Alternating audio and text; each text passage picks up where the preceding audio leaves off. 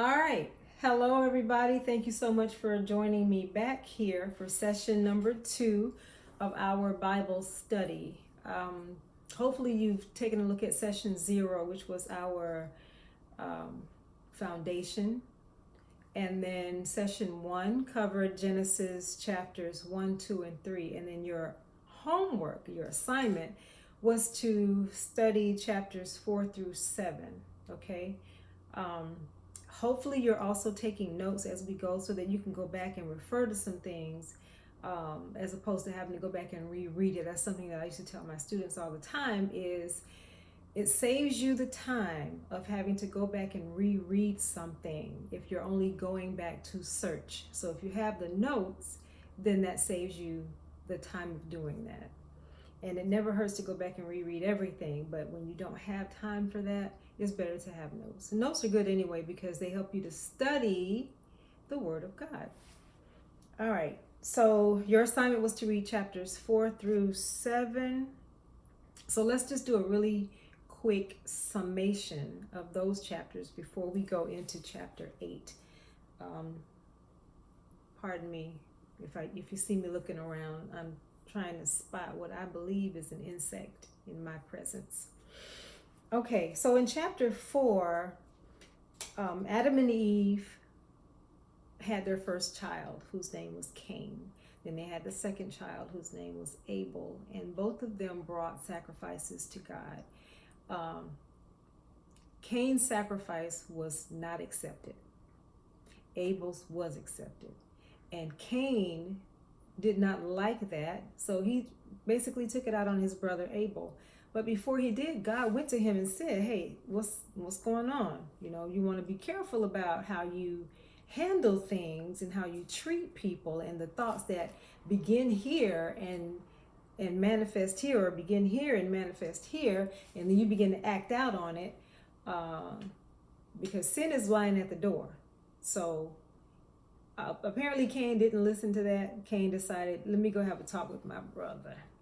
Went and had a talk with his brother, and as we like to say, one thing led to another. Okay. And he took his brother's life. He shed his blood. It's not like he just choked him or anything. He shed his blood. And God walked up to him and said, hey, Cain, where's your brother Abel? I don't know what you would say to God, but Cain was bold. Cain said, am I his keeper? Why are you asking me where he is? Am I my brother's keeper? So that's the phrase that you might have heard many people use. Am I my brother's keeper? And God said, well, your brother's blood is crying out to me from the ground. His blood is crying out to me. That's not personification. That's what was happening with this blood that was shed, this innocent blood. So Cain had to pay the price for that, and he was cast out. And he said, God, anybody who sees me is going to kill me because I'm a murderer now, and you cast me out. And he said, I'll put a mark on you so that people know they can't take your life, despite the fact, I'm saying this part, despite the fact that you deserve it. So Cain was cast out. He went on about his life. He married, he had children, and I know there are going to be some questions about that, so we'll answer those as they come. I don't want to suggest any of your questions. And then Cain had children. After all of this, Adam and Eve conceived. Eve conceived and had a third child. His name was Seth.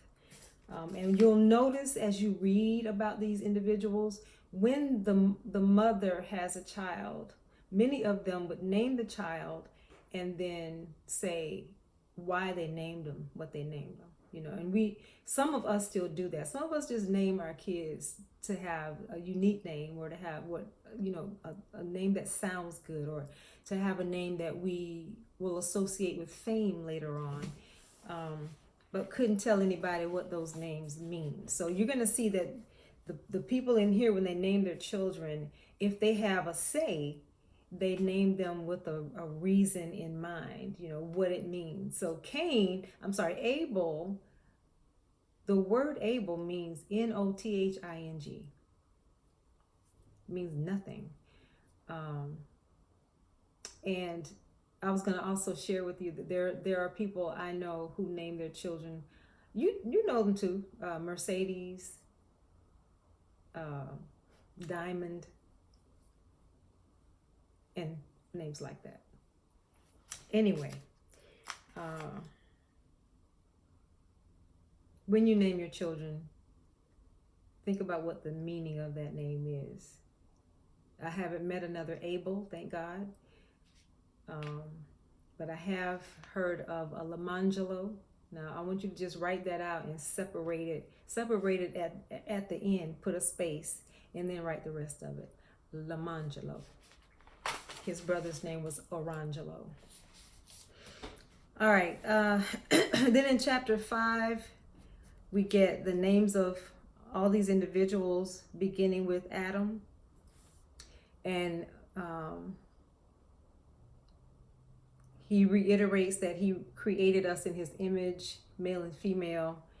But then he starts breaking it down for us. Adam lived how many years? And then he begot, meaning his sons' names were. So let me just read a few of those. Verse 3, chapter 5. And Adam lived 130 years and begat a son in his own likeness after his image, and called his name Seth. In the days of Adam, after he had begotten Seth, so this is after they had their third son, were 800 years, and he begat sons and daughters. So even though we don't get the names of all the others, it tells us he begot sons and daughters. And all the days that Adam lived were 930 years, and he died. And Seth, verse 6, lived 105 years and begot Enos. So at 105 years old, his first son's name was Enos. And Seth lived after he begot Enos 807 years and begot sons and daughters. And all the days of Seth were 912 years, and he died. And then we go on and on and on. And I want to go down to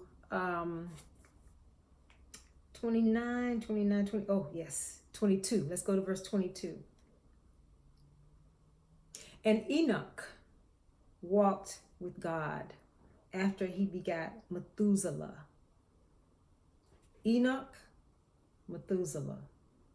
Remember the name Methuselah. Enoch walked with God. Methuselah was his son. Enoch walked with God after he begot Methuselah 300 years and begot sons and daughters. And all the days of Enoch were 365 years. And Enoch walked with God. It says it again. Verse 22, verse 24. And Enoch walked with God. And he was not. Notice in all the others it says, and he died, and he died, and he died. We'll get to Enoch and it says, but he was not, which means, but he didn't die. For God took him. And Methuselah, and that's all we know. And then we just jumps right on into Methuselah, his son. Methuselah lived 187 years and begot Lamech. This is going to be important. Okay? And Methuselah lived after he begat Lamech 782 years and begot sons and daughters. And all the days of Methuselah were 969 years, and he died. And Lamech lived 182 years and begot a son. And he called his name Noah, saying, This same shall comfort us concerning our work and toil of our hands, because of the ground which the Lord hath cursed. And we remember why the ground was cursed. And Lamech lived after he begat Noah 595 years and begot sons and daughters. And all the days of Lamech were 777 years, and he died 777. And Noah was 500 years old, and Noah begat Shem, Ham, and Japheth. You're going to see Shem, Ham, and Japheth mentioned a little bit more as we read. But notice where this comes from. We got Methuselah. First we have Enoch, who walked with God and was not because God took him. Enoch must have eaten, slept, and breathed God. I just want to walk and talk with God. I just want to learn more about God. I just want to be around God. I just want to be with God. He had his son Methuselah. Methuselah then had Noah. Am I getting that right? No. Methuselah had Lamech. And then Lamech had Noah, one son. And then Noah had Shem, Ham, and Japheth. Chapter 6. And it came to pass when men began to multiply on the face of the earth and daughters were born unto them, that the sons of God saw the daughters of men. The sons of God, not the Shems, the Hams, the Japheths, the Noahs, the Methuselahs, the sons of God saw the daughters of men. They had no business noticing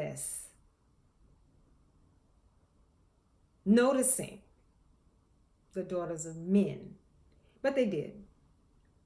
They noticed them, and they saw that they were fair, and they took them wives of all which they chose. And the Lord said, my spirit shall not always strive with man, for that he also is flesh. Yet his days shall be 120 years. So he said, this 969-year thing, this 800-year thing, this 700-year thing, my spirit is not always I'm going to have to shorten this. Because to sit and observe this for 800 years each, 120 years, let's cap it. There were giants in the earth. Remember, the sons of God mated with the daughters of men.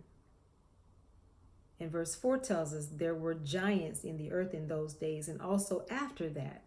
So we'll discover that when David is introduced to us, the son of a man named Jesse, that there were indeed giants after this.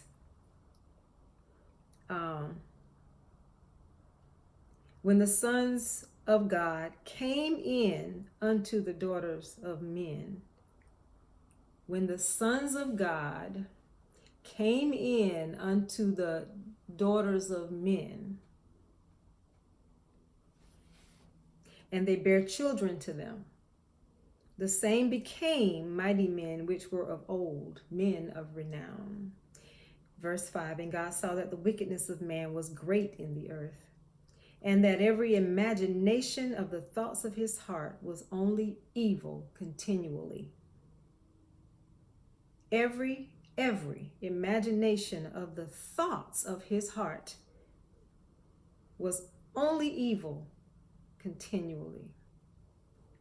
And it repented the Lord that he had made man on the earth, and it grieved him at his heart. We're talking about God. It grieved him at his heart that he ever made man. Verse 7, and the Lord said, I will destroy man whom I have created from the face of the earth. I will destroy him from the face of the earth, both man and beast and the creeping thing and the fowls of the air. For it repenteth me that I have made them. I went from walking in the garden in the cool of the day, every day, with Adam, to this. Verse 8, but Noah found grace in the eyes of the Lord. These are the generations of Noah. Noah was a just man and perfect in his generations. And Noah walked with God.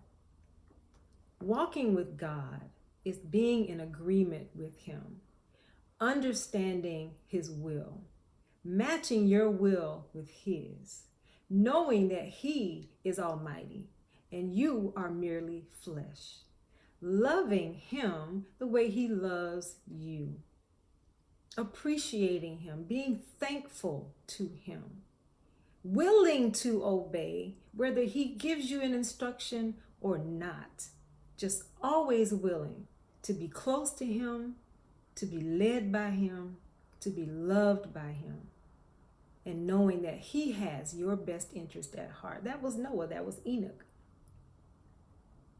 Noah walked with God.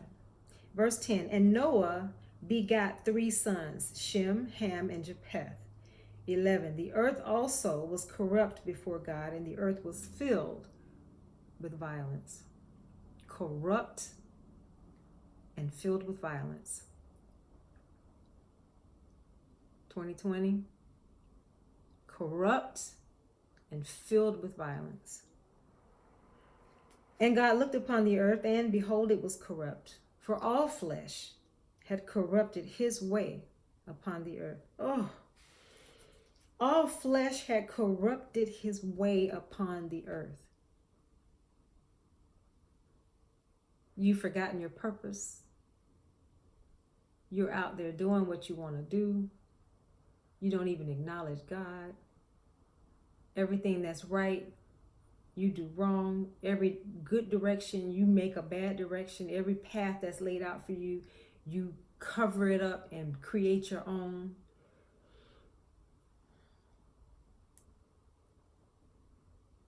Corrupted his way upon the earth.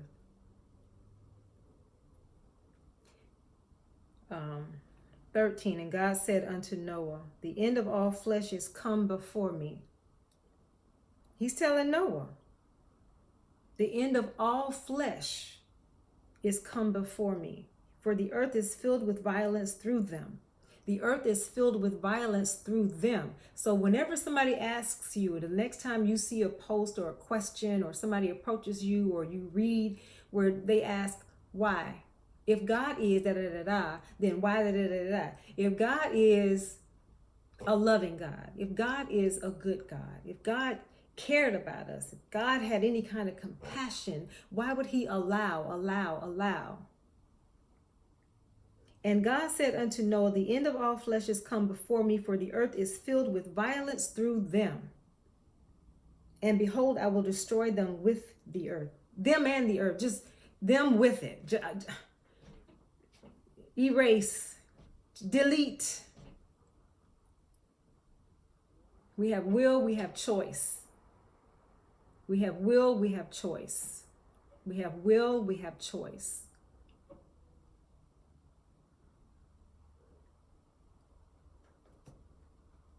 So because of all of this, because the earth is filled with violence through them, because the earth is filled with violence through us, because the earth is filled with violence through them babies we make, the earth is filled with violence through the children we bring into the world. Somebody birthed them all. Somebody birthed them all. And some of our babies are being raised to believe certain things, to feel a certain way, to hurt, to hate, and to hurt. And some are exposed to things that they shouldn't be exposed to for a litany of reasons. And the result is violence, it's destruction, it's rebellion, it's all the things we're seeing here, all the things he saw then that he certainly sees now. And we can say, why does God all day long? But if you're not a violent person, the violent person had a choice too. If you're not a wicked person, the wicked person had the same choices. Could have made the same kinds of decisions. We can go on and on and on, but let's keep reading. Verse 14, first I give you my reason, Noah, because I'm not going to keep this from you. There are some things you're going to need to do. But now that I've told you what I've seen, and you've seen just a little bit of it, Noah, but I'm God. I see it all. I hear it all. I smell it all because it reaches me. And either I'm going to get a sweet fragrance from what I smell coming up from the earth, or it's going to reek. So because of this, here's what I'm going to do, Noah. I want you to make thee an ark of gopher wood. This is verse 14. Rooms shalt thou make in the ark. I'm going to tell you how to build this thing. I'm going to tell you how to build this thing because I know the magnitude of this force of water that I will be sending. And shalt pitch it within and without with pitch. 15. And this is the fashion which thou shalt make it of. The length of the ark shall be 300 cubits, the breadth of it 50 cubits, and the height of it 30 cubits. 16. A window shalt thou make to the ark, a window. And in a cubit shalt thou finish it above. Above. Sometimes I've seen pictures of the ark and the windows on the side. And the door of the ark shalt thou set in the side thereof. With lower, second, and third stories shalt thou make it. And behold, I, even I, do bring a flood of waters upon the earth to destroy all flesh, wherein is the breath of life from under heaven, and everything that is in the earth shall die. But with thee will I establish my covenant. I will establish my covenant with you, Noah. And you shall come into the ark, you and your sons and your wife and your sons' wives with you. Excuse me. And of every living thing of all flesh, 2 of every sort shalt thou bring into the ark, everything of all flesh, to keep them alive with thee. They shall be male and female, of fowls after their kind, and of cattle after their kind, of every creeping thing of the earth after his kind, 2 of every sort shall come unto thee to keep them alive. And take you unto thee of all food that is eaten, and you shall gather it to yourself. And it shall be for food for you and for them. Thus did Noah. It doesn't show us any kind of conversation. It didn't show us, God, I never built nothing before. What you mean build for what? What's a flood? I don't understand. I mean, can't you just push them all off to another side of the earth and just let us, can't you? Thus did Noah, according to all that God commanded him, so did he. Period. Now, if you remember in the first chapter, I think it was the first chapter, we found out that a mist rose up from the ground to water the garden. There was no rain. A mist rose up from the garden, or from the ground, to water the garden. So I want you to imagine Noah building this ark, this gigantic ark that needs to be big enough to hold all these animals. And for a long time growing up, I thought the animals, I always pictured the animals just being maybe a mile away at the farthest. And then later on in scripture, I found, and I'll have to see if I can locate that for this particular session, where the Holy Spirit drew them to Noah's area, and then they loaded the ark. Two by two by two by two. You can find some songs on that. Anyway, there was no rain. So imagine two things. You're doing something that you believe God told you to do. You know you heard the voice of the Lord. Some people don't even believe God speaks anymore. He done turned deaf and dumb. He's a mute.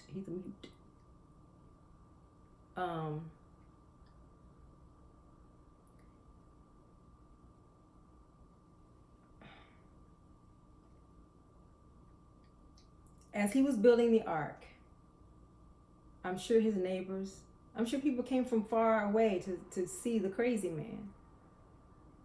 You're building this because what now? Because it's going to do what? Rain? Is he saying rain? Rain? What's he saying? Rain. Flood. What? Something's wrong with this man. Ha ha ha ha ha ha. Look at the crazy man getting all this wood. Sure, you can have you can have some wood. Something must be the matter with this guy. This thing is huge. This thing is really huge. Has anybody had him checked? Do you think he needs to be Baker acted? I mean, something's wrong. We don't even the sky is always clear. We might see a cloud or two. All of a sudden, God speaks in chapter 7 and says in verse 1, "And the Lord said unto Noah, Come thou and all thy house into the ark, for thee have I seen righteous before me in this generation. Of every clean beast thou shalt take to thee by sevens, the male and his female, and of beasts that are not clean by two, the male and his female. Of fowls also of the air by sevens, the male and the female, to keep seed alive upon the face of all the earth. For yet 7 days, and I will cause it to rain upon the earth 40 days and 40 nights. And every living substance that I have made will I destroy from off the face of the earth. And Noah did according unto all that the Lord commanded him. And Noah was 600 years old when the flood of waters was upon the earth. 600. And Noah went in, and his sons and his wife and his sons' wives with him into the ark because of the waters of the flood. Of clean beasts and of beasts that are not clean, and of fowls, and of everything that creepeth upon the earth, there went in 2 and 2 unto Noah into the ark. They went in unto Noah into the ark, the male and the female, as God had commanded Noah. And it came to pass after 7 days that the waters of the flood were upon the earth. In the 600th year of Noah's life, in the 2nd month, the 17th day of the month, the same day were all the fountains of the great deep broken up. The fountains of the great deep were broken up, and the windows of heaven were opened. I don't mean to get off topic, but I've seen people say God didn't talk about months and days and where do we get calendars from, and that was a Roman thing, and we got time from God, period. And when he specifies when something happens, it's important to take note. Verse 12, and the rain was upon the earth 40 days and 40 nights. Now imagine those same people minding their own business, having a barbecue, and all of a sudden this drop of rain hits. What is that? That's water. That's water. I'm getting wet. It's water. What's going on? It just doused my grill. And the water begins to rise and rise and rise and rise, and nobody knows what to do. And the rain was upon the earth 40 days and 40 nights. In the selfsame day entered Noah and Shem and Ham and Japheth, the sons of Noah, and Noah's wife, and the 3 wives of his sons with them into the ark. They and every beast after his kind, and all the cattle after their kind, and every creeping thing that creepeth upon the earth after his kind, and every fowl after his kind, every bird of every sort. Verse 15. And they went in unto Noah into the ark, 2 and 2 of all flesh, wherein is the breath of life. And they that went in, male and female of all flesh, as God had commanded him. And the Lord shut him in. Noah didn't have to try to put a latch on there. He didn't have to get a bolt. The Lord shut him in. And the flood was 40 days upon the earth. If the Lord shut him in, nobody could ask for entrance. Let us in, help us, we're drowning, save us. How can you? It's out of my hands. I didn't even shut myself in. He shut me in. He put me in the safe place. And then he secured it so that I can't get out prematurely and nothing can come in uninvited. And the flood was 40 days upon the earth, and the waters increased and bare up the ark. And it was lifted up above the earth. Excuse me.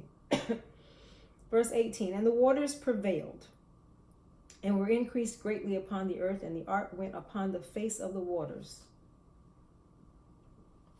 And the waters prevailed exceedingly upon the earth, and all the high hills that were under the whole heaven were covered. Imagine the high hills where you live. Imagine the high hills you see on television. Imagine the high hills you've seen when you've traveled and gone on vacation. They were covered. 20. 15 cubits upward did the waters prevail, and the mountains were covered.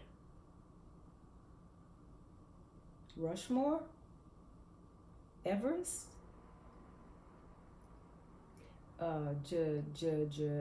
That mountain in Japan, covered.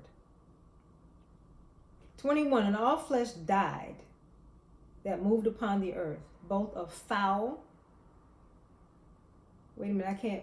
Why did I? Because I can't perch up on a limb. If the mountain is covered, every tree is covered. That's the place of safety for fowl.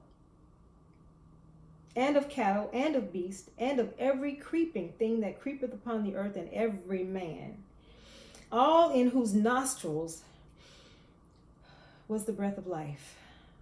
Of all that was in the dry land died. And every living substance was destroyed, which was upon the face of the ground, both man and cattle, and the creeping things, and the fowl of the heaven, and they were destroyed from the earth. And Noah only remained alive, and they that were with him in the ark. Now, a question that you will be asked, or that you might be thinking, is if Noah was the only one, he and his 3 sons and their 3 wives and his wife, how did all these other people come about? I want you to pay close attention as you read on your own and as we read together what happens in the next several chapters. Okay? And the waters prevailed upon the earth 150 days. Just water, just sitting. It's the only time you won't see mosquitoes. Anyway, chapter 8. All right, this is really where we were supposed to start, but I apologize. I'm going to have to mark where minute 34 is where we begin chapter 8 like we were supposed to. All right. And God remembered Noah and every living thing and all the cattle that was with him in the ark, and God made a wind to pass over the earth, and the waters assuaged. The fountains also of the deep and the windows of heaven were stopped. The windows of heaven. And the rain from heaven was restrained. The rain from heaven was restrained. That's enough. That's enough. That's enough. The wind is blowing now. I'm sending the wind. And the waters returned. This is verse 3. From off the earth continually. And after the end of the 150 days, the waters were abated. And the ark rested in the 7th month. Also, this is kind of off topic, but kind of not. I always encouraged, and still encourage people, my students, when you're reading, we talk about building our vocabulary. You're going to find some nice vocabulary words in the Word of God. Make a list. Keep a whole clean sheet of paper and just call it vocab from the Bible. And just write them down. Some of these words, many of you might use on a regular basis, and some of these words might be new to you, such as abated. Even if it's not new to you, if you don't use it, begin using it. Anyway, back to the scriptures. Verse 4, and the ark rested in the 7th month on the 17th day of the month upon the mountains of Ararat. So here's a mountain, here's the ark.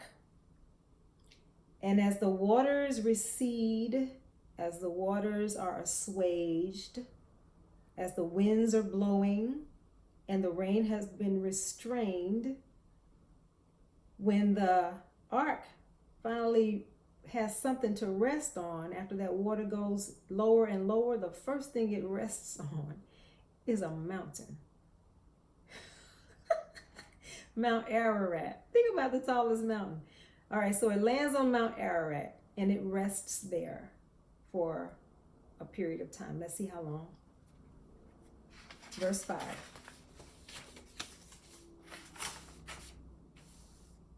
Oh, that's some stuff we'll talk about later. And the waters decreased continually until the 10th month. In the 10th month, on the first day of the month, were the tops of the mountains seen.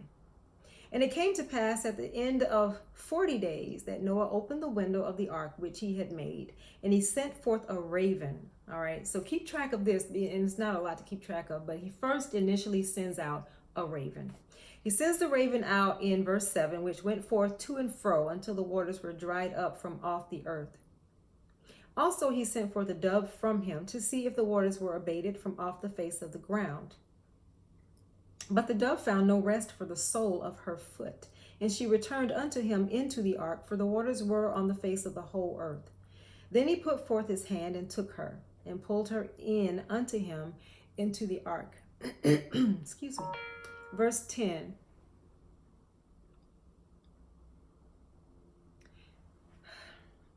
And he stayed yet other 7 days. And again he sent forth the dove out of the ark. Talk about patience. We can't be in a hurry when it's time for our transition. And the dove came into him in the evening, and lo, in her mouth was an olive leaf plucked off. So Noah knew that the waters were abated from off the earth. And he stayed yet other 7 days and sent forth the dove, which returned not again unto him any more. So what does that tell us? When the dove doesn't come back, the dove does not require safety or shelter or food from Noah. It is now ready to be independent because its life source has grown from the ground again. 13, and it came to pass in the 601st year, in the 1st month, the 1st day of the month, the waters were dried up from off the earth. And Noah removed the covering of the ark and looked. And behold, the face of the ground was dry. And in the 2nd month, on the 27th day of the month, was the earth dried. And God spake unto Noah, saying, Go forth of the ark, thou and thy wife and thy sons' wives with thee. 17, bring forth with thee every living thing that is with thee, of all flesh, both of fowl and of cattle, and of every creeping thing that creepeth upon the earth, that they may breed abundantly in the earth, and be fruitful and multiply upon the earth. Bring forth with thee every living thing that is with thee of all flesh, both of fowl and of cattle, and of every creeping thing that creepeth upon the earth, that they may breed abundantly in the earth, and be fruitful and multiply upon the earth. And Noah went forth, and his sons, and his wife, and his sons' wives with him. Every beast, every creeping thing, and every fowl, and whatsoever creepeth upon the earth after their kinds, went forth out of the ark.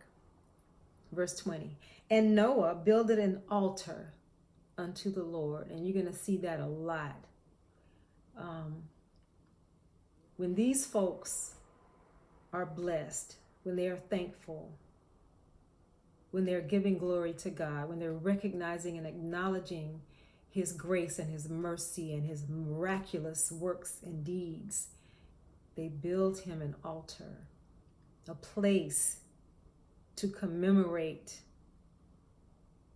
all that he's done, and to let him know that their gratitude is immense.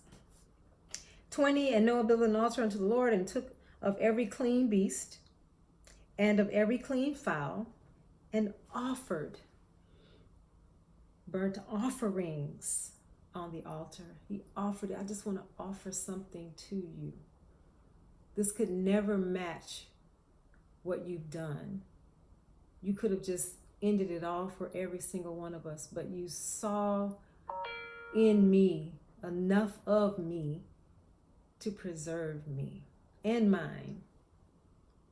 Not that my wife was righteous, not that my sons were righteous, not that my daughters-in-law were righteous, but you said, take yourself and your family. So I want to just offer this to you. Just thank you. Thank you. 21, and the Lord smelled a sweet savor. What were we just talking about? The smell, the aroma that goes up to him. He is not so far from us that he does not receive from here what we offer to him. The Lord smelled a sweet savor. And the Lord said in his heart, I will not again curse the ground anymore for man's sake. For the imagination of man's heart is evil from his youth. Don't be calling your babies demons. Don't be calling your babies evil. This is general. This statement right here is general. So you weren't an angel that gave birth to a demon, okay? You gave birth to your child. Neither will I again smite any more everything living as I have done. Why did he say that? He smelled. It wasn't just any old thing. The offering was so pure and so genuine and so heartfelt. And he smelled it. He smelled it. You ever hear the phrase, I smell a rat? 22, while the earth remaineth, seed time and harvest, and cold and heat, and summer and winter, and day and night shall not cease. Chapter 9. Where am I stopping? Oh, I got to keep going. And God blessed Noah and his sons, and said unto them, he blessed Noah, he blessed Shem, he blessed Ham, he blessed Japheth, and said unto them, be fruitful and multiply and replenish the earth. And the fear of you and the dread of you shall be upon every beast of the earth, and upon every fowl of the air, upon all that moveth upon the earth, and upon all the fishes of the sea. Into your hand are they delivered. 3, every moving thing that liveth shall be meat for you. Every living thing that moves shall be meat for you. As the green herb have I given you all things. But flesh with the life thereof, which is the blood thereof, shall ye not eat.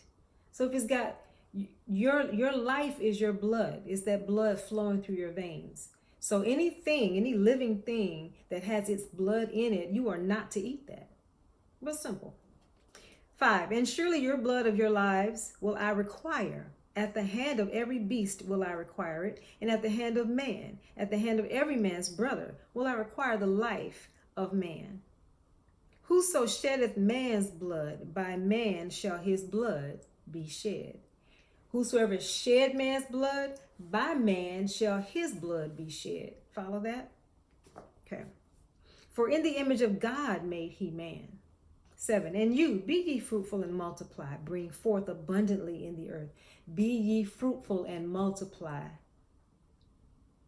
Bring forth abundantly in the earth and multiply therein. Listen, I'm blessing you to be able to reproduce significantly.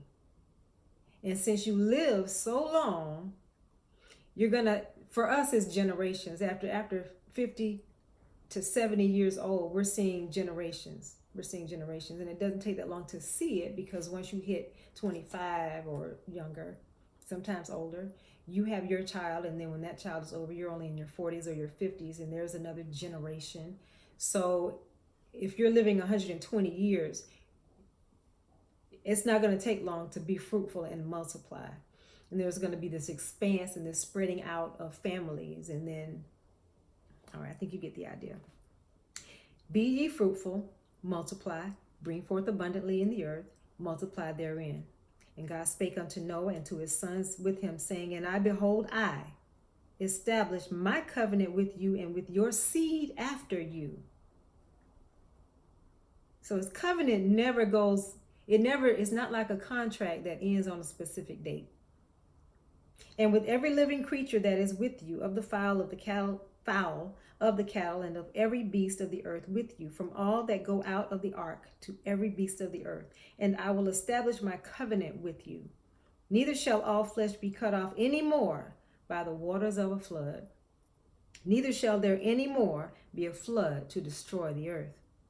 And God said, this is the token of the covenant which I make between me and you and every living creature that is with you for perpetual generations. Are you kin to Noah? You better check. I do set my bow in the cloud. I set my bow in the cloud. And it shall be for a token of a covenant between me and the earth. I set my bow in the cloud, and it shall be a token of a covenant between me and the earth. And it shall come to pass, when I bring a cloud over the earth, that the bow shall be seen in the cloud. I always marvel at the rainbow, and I love how excited children get when they see a rainbow. 15, and I will remember my covenant, which is between me and you and every living creature of all flesh. And the water shall no more become a flood to destroy all flesh. And the bow shall be in the cloud, and I will look upon it. I will look upon it. I guess I should be looking down if I'm pretending to be God. I will look upon it, that I may remember the everlasting covenant between God and every living creature of all flesh that is upon the earth. And God said unto Noah, verse 17, this is the token of the covenant which I have established between me and all the flesh that is upon the earth. And the sons of Noah that went forth of the ark were Shem and Ham and Japheth. And Ham is the father of Canaan. Make a note. Ham is the father of Canaan. We're going to see Canaan. We're going to see Canaan again. And it's going to be in the Old Testament. It's going to be around Exodus. You might see it a few times before that as well. But I want you to remember Canaan. This is the father of Canaan. Remember Canaan. Verse 19. These are the three sons of Noah, and of them was the whole earth overspread. There's your answer. 20, and Noah began to be an husbandman, and he planted a vineyard. 21, and he drank of the wine of his vineyard, and was drunken, and he was uncovered within his tent. Process that. He grew a vineyard. He kept the vineyard. He dressed it. He drank the wine from it. He drank a lot of it. He passed out in his tent. He was naked in his tent. 22. And Ham, the father of Canaan, saw the nakedness of his father and told his two brethren who were outside the tent. And Shem and Japheth took a garment, and check out how they did this. Talk about respect. And laid it upon both their shoulders and went backward and covered the nakedness of their father. We need men, we need children to be like that today. When I say we need men, I'm talking about when you see a woman who is drunken, passed out, naked, even if she's fully clothed, she is exposed. How do you respect that and still protect her? How do you cover her? Anyway, 24, and Noah, I've got to finish that. And their faces were backward, and they saw not their father's nakedness. 24, and Noah awoke from his wine and knew what his younger son had done unto him. Every time I read that, I ask myself, what did he do to his daddy? Was it just that he went out there and spoke that way and kind of broadcast what he saw instead of keeping it confidential and dealing with it on his own? Or was it something else? Because when he awoke from his wine and knew what his younger son had done unto him, it's nothing that he was told. In order for him to know what he said outside the tent, he would have had to be told that. But to wake up and know what his son had done to him, done unto him. I don't know. I don't know what that was. But here's what happens next. And in 25, and he said, cursed be Canaan, a servant of servants shall he be unto his brethren.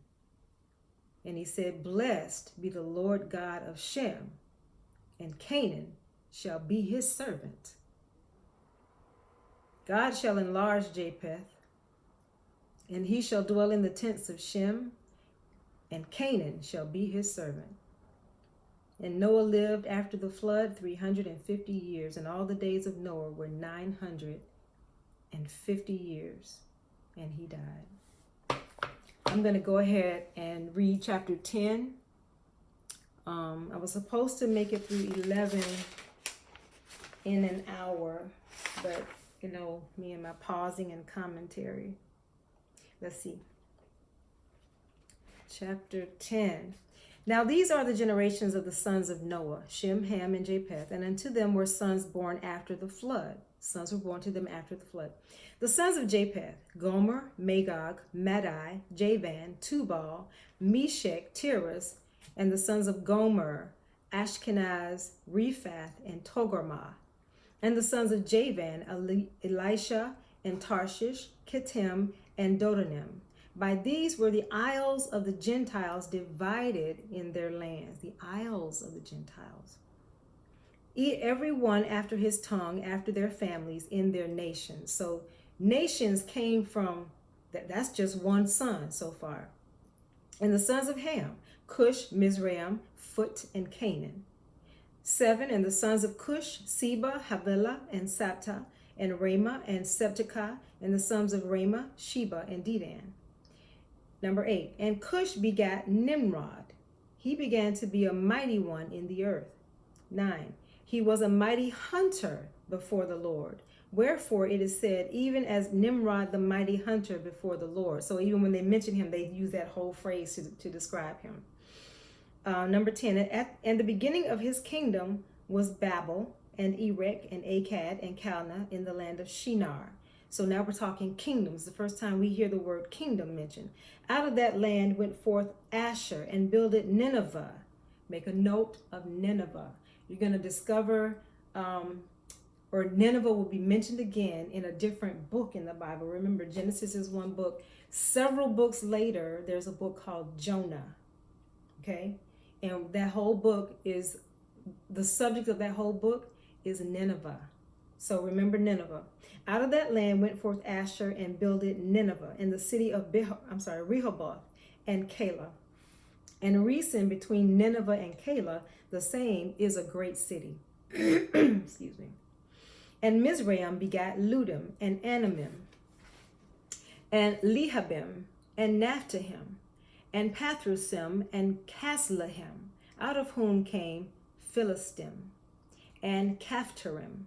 And Canaan begat Sidon, his firstborn, and Heth, and the Jebusite, and the Amorite, and the Girgasite, and the Hivite, and the Archite, and the Sinite, and the Arvadite, and the Zemarite, and the Hamathite. And afterward were the families of the Canaanites spread abroad. A lot of ites. And the border of the Canaanites was from Sidon, as thou comest to Gerar, unto Gaza, as thou guessed, unto Sodom, and Gomorrah, and Admah, and Zeboim, even unto Lasha.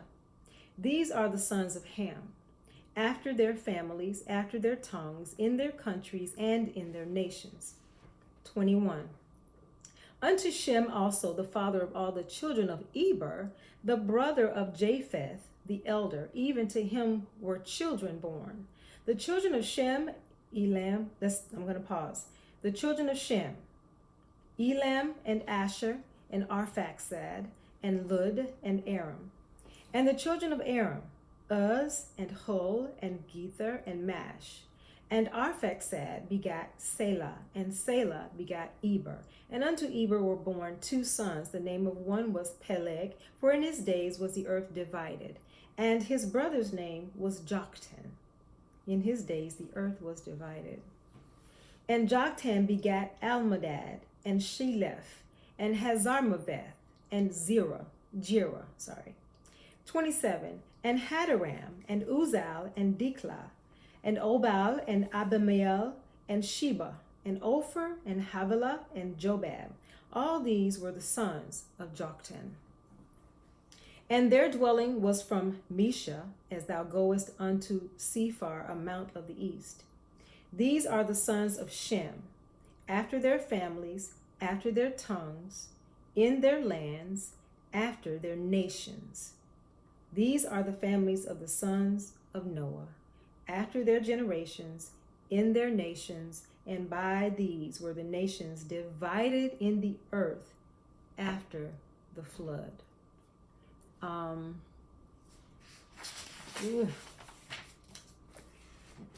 right, I have a few minutes. Let's go on to chapter 11. Because before I want to get through that before we start to talk about Abram, who becomes Abraham. All right. So chapter 11. And the whole earth was one language and of one speech. Keep that in mind, please. Chapter 11, the Tower of Babel. Verse 1, and the whole earth was one language and of one speech. And it came to pass as they journeyed from the east that they found a plain in the land of Shinar, and they dwelt there. And they said one to another, oh, this kind of agreement and unity, we don't see it that much today. We don't see it at all today. Go to, let us make brick and burn them thoroughly. And they had brick for stone and slime, and had they for mortar. They had brick for stone and slime they had for mortar. So they had everything they needed to lay some bricks.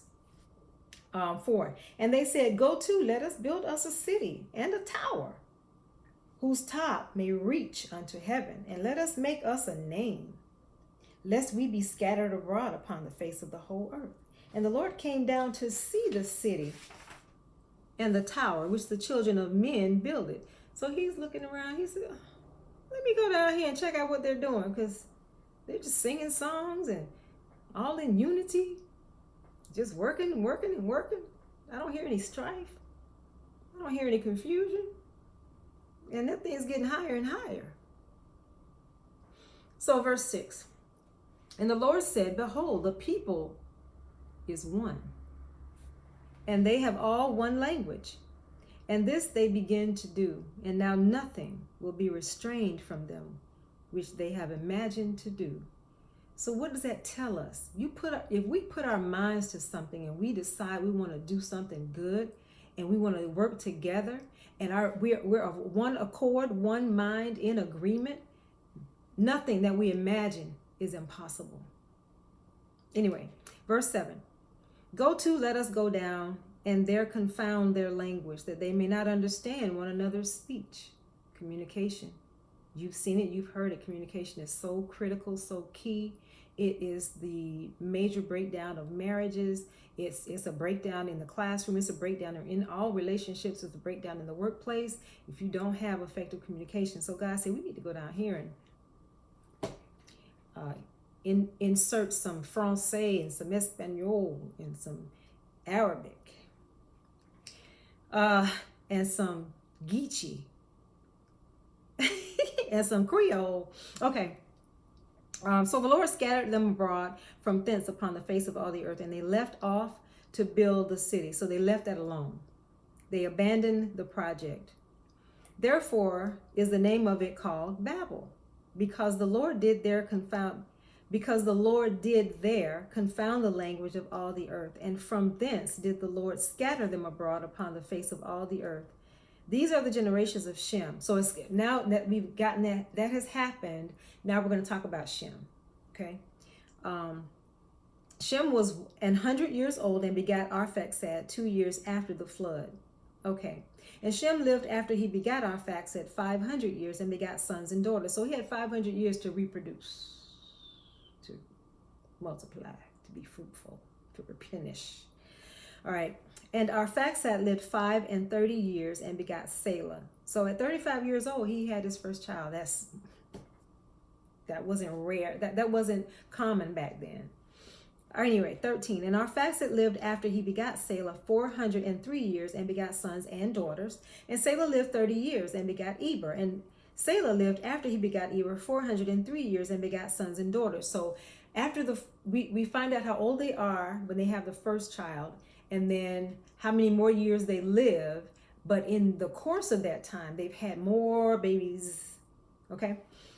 16. And Eber lived 430 years and begat Peleg. And Eber lived after he begat Peleg 430 years and begat sons and daughters. And Peleg lived 30 years and begat Ru.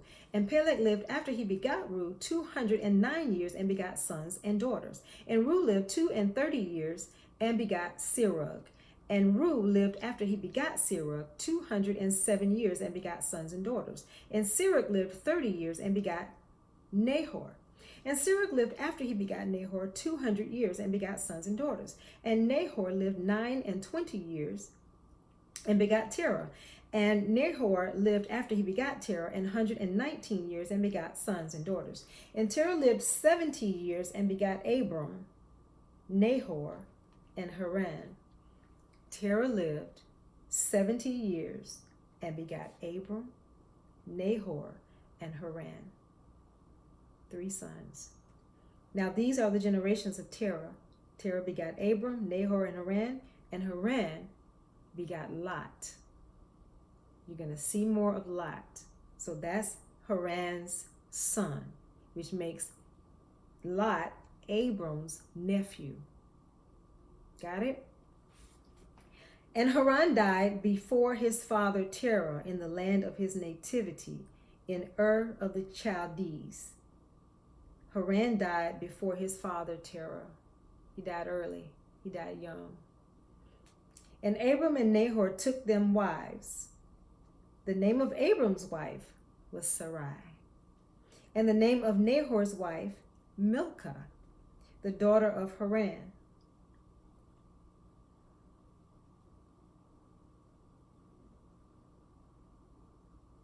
Haran's daughter married Nahor. Nahor and Haran were brothers. Haran's daughter was Milcah. Y'all putting that together? Okay. the father of Milcah and the father of Iscah. But Sarai was barren.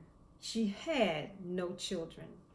And Terah took Abram his son, and Lot, the son of Haran, his son's son, and Sarai, his daughter-in-law, his son Abram's wife, and they went forth with them from Ur of the Chaldees to go into the land of Canaan. And they came unto Haran and dwelt there. And the days of Terah were 205 years, and Terah died in Haran. And we're going to pick up at chapter 12. So if you want to read ahead, please feel free.